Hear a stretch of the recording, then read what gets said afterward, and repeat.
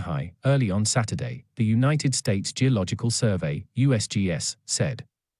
The epicenter of the quake in Qinghai, which struck at 2:04 a.m. Saturday, 6:04 p.m. GMT Friday, at a relatively shallow depth of 10 kilometers,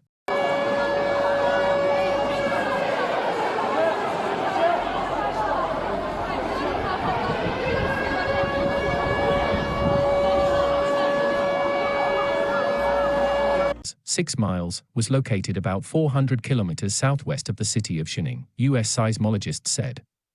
Earlier on Friday, a magnitude 6.1 earthquake struck the southwestern Chinese province of Yunnan, killing at least 2 people, local officials.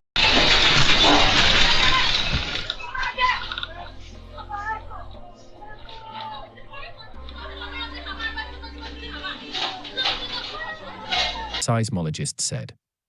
The U.S. Geological Survey said the epicenter of that quake, which hit at 9:48 p.m. 1:48 p.m. GMT, at a relatively shallow depth of 10 kilometers, was near the city of Dali, a popular tourist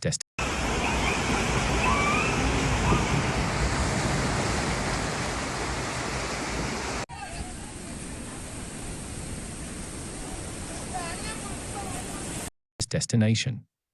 The initial magnitude of 6.0 was revised upwards.